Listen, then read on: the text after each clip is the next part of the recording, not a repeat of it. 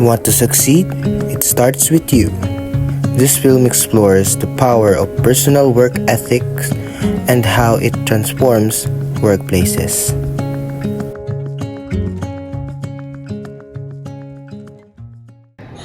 Okay, so good morning everyone. I am Miss Gonzalez. I am the head of this department that you will be working with. So I am here to officially welcome you all sa inyong unang araw na internship dito sa company namin. Good morning, ma'am. Good morning. Are you one of the interns? Yes, ma'am.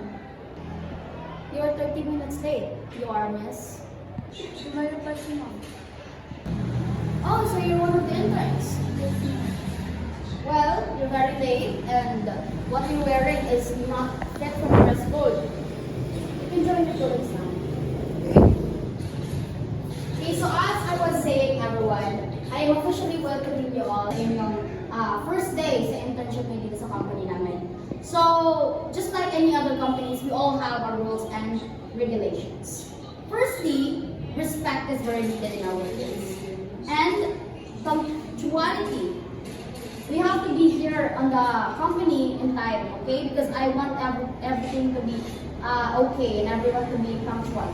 And also, I want workers that are responsible enough to do the tasks that I will be giving. Because this year is packed with transactions with our business partners, with our consumers. And our department is very busy now than ever.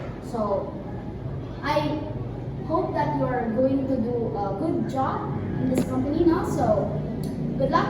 That will be all. Yes.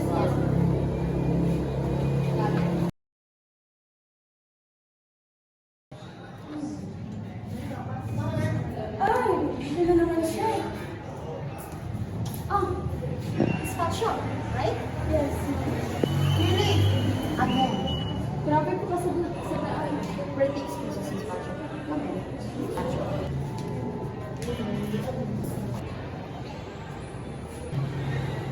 Okay, so good morning everyone. So today is a very busy day and I've sent you already the tasks that I will be needing later on. So kakailanganin ko yun is very important for the demo. So I will expect that you will be responsible enough to send me the details and this task. Okay? Do you understand? Yes, ma'am. Do you understand, Miss Pacho? Yes, ma'am. Okay. Goodbye.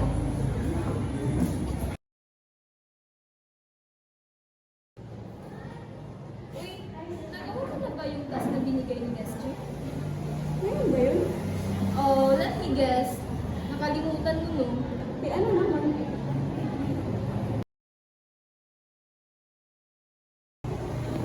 Okay, so good morning everyone. So today I will be giving you a presentation about three things sa mga gawa nating transactions and to our research. Okay?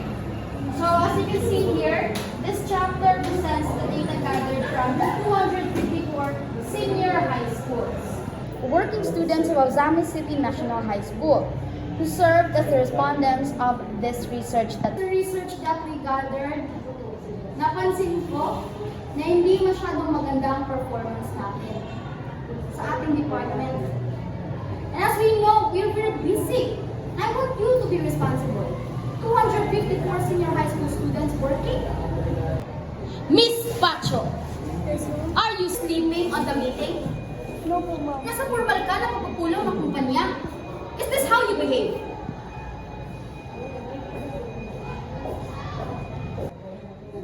Uy, ba't ka kasi natulog? Nag-walk up tuloy si ma'am. Ang init-init pa naman yung ulo mo. Ang tagal. Uy, Jam, pagkasin mo na yung binigay ko sa'yo ng presentation.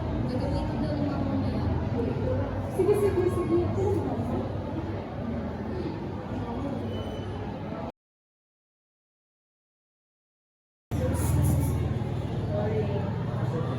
Miss Padillo, is the presentation ready? Partial lang po yung natapos na.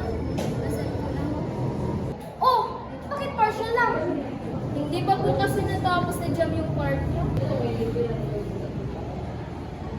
But I said I will need it by now. Sorry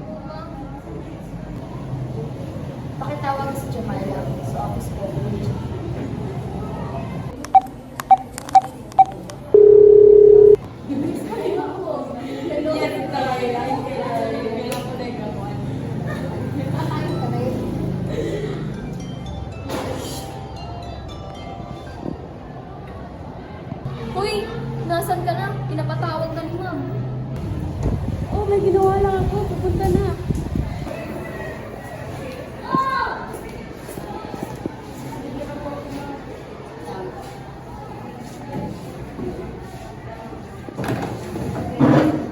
Despacho.